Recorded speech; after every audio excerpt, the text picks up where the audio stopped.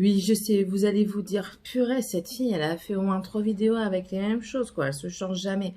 Mais si je me change, c'est juste qu'aujourd'hui, j'étais motivée à filmer beaucoup de vidéos parce que demain, j'en aurai certainement pas le temps. Enfin, bref.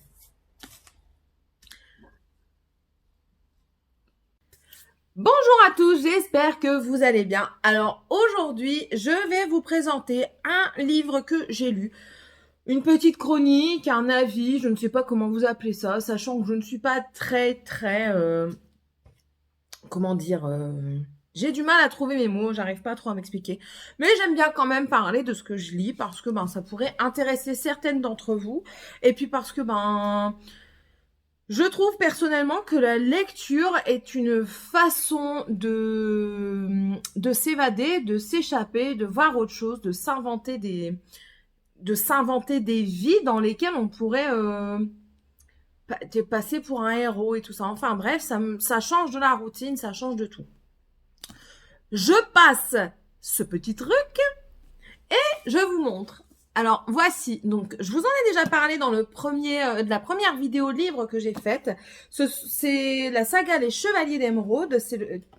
Ici, c'est le tome 4. Alors, j'ai décidé de faire pour finir des chroniques livre par livre parce que comme je vous l'ai déjà dit auparavant, je suis sur le site de Livre Addict et du coup, je donne mon avis et bah, au moins, ça me permet de mettre, au lieu de décrire ce que je pense, ben, les gens peuvent le voir et l'entendre comme ça. Donc revenons au livre. Donc c'est le tome 4. Donc ici c'est la princesse rebelle. Donc ce tome-ci, comme le nom le dit bien, il parle beaucoup de la princesse Kira. Euh, donc on va commencer par le commencement. On retrouve Onyx. Bien sûr, il faut bien s'en douter. On s'en doute déjà dans la fin du tome 3 qu'Onyx va essayer de combattre le maître magicien, ce qui se passe. Bon, on se doute également qu'il va gagner, patati patata, mais on ne sait pas, enfin que le maître magicien va gagner. Attendez, j'ai des peluches. Mais on ne sait pas par quel moyen, donc du coup, ça nous permet de voir un petit peu. Enfin, on découvre certaines choses, ça nous met des doutes sur vraiment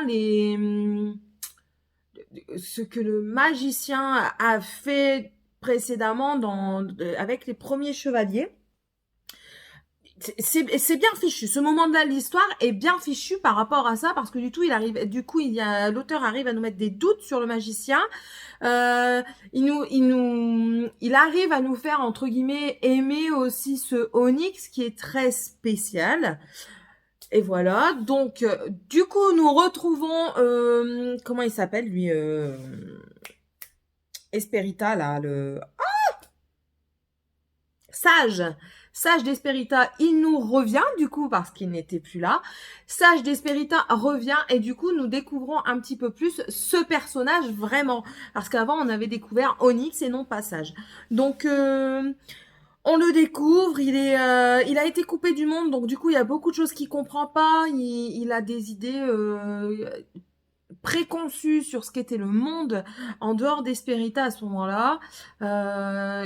Il continue sa relation avec Kira. Ils ont vraiment une relation qu'on voit qui commence à devenir bien fusionnelle. Et franchement, c'est agréable. J'ai bien aimé ce passage-là.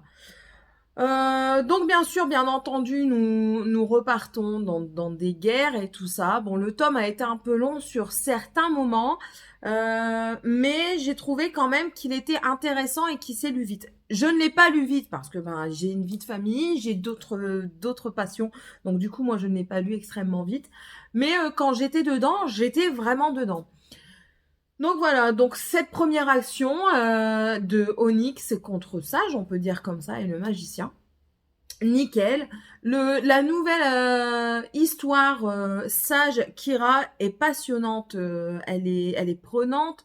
Du coup, ils réapprennent à se connaître parce qu'ils ne se connaissaient pas. Pareil pour Wellan et Sage, que Sage était devenu un petit peu le protégé de Wellan. Et du coup, on découvre aussi, enfin, Sage et Wellan apprennent à se redécouvrir. Donc voilà, donc ça se fait naturellement, ils développent des liens comme ça et moi j'ai bien aimé. Alors ensuite arrivons à la deuxième action, donc la guerre, enfin une bataille. Et dans cette bataille, on découvre les points forts de Sage. On découvre également les points faibles de Wellan. Bon, on les sait déjà, mais là, ils sont encore plus ancrés. Ça perturbe un petit peu le nouveau chevalier.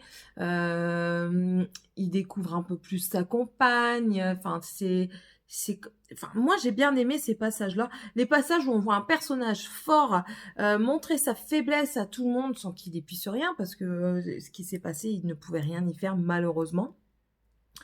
Donc voilà. Qu'est-ce qui s'est encore passé? Je l'ai fini il n'y a pas longtemps, mais j'ai dormi depuis. Hein. Voilà, donc tout ça se passe bien. Donc le magicien de cristal Abnar commence à un petit peu s'immiscer, mais pas vraiment s'immiscer. Il aide les chevaliers dans leur quête contre Amékaret, donc l'empereur noir. On voit également des nouveaux arrivants tels que les hommes lézards, leurs objectifs et tout ça. Et puis voilà, ça c'est tout. J'ai réfléchi en même temps. Ah oui. Et on continue à voir Onyx dans l'histoire parce qu'on découvre que ce sage a un don particulier et ce don particulier lui fait avoir des bribes d'histoire d'auparavant.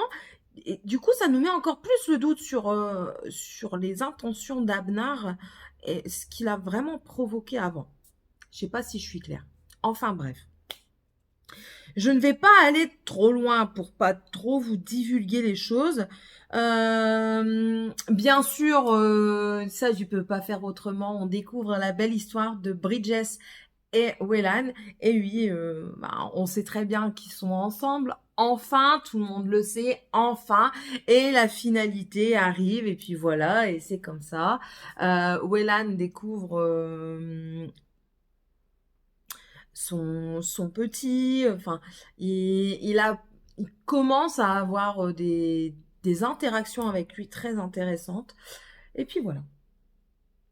Je ne vais pas aller plus loin. Pour moi, je pense que ce tome est l'un des meilleurs pour le moment. Je dirais peut-être pas le meilleur parce que je crois que j'ai... Si, je crois même que je dirais le meilleur. En fait, je l'ai bien aimé parce qu'il y a plusieurs actions distinctes. On découvre les caractères des gens un peu plus, on découvre un peu plus l'histoire d'avant, on ne se contente pas de rester sur l'histoire présente. Et j'ai trouvé ça très agréable. Donc voilà, maintenant j'ai entamé le tome 5, donc je reviendrai pour le tome 5 dans, je ne sais pas, 2 semaines, 3 semaines, 1 mois, on verra bien. Voilà, bon, j'espère que ce petit avis vous aura plu. Bien sûr, il ne fait pas long. Je suis pas très douée pour les avis, mais bon, j'essaye de pas trop spoiler parce que ceux qui voudraient le lire, ben du coup, ça permet de pas de spoiler. Et puis voilà. Et c'est tout.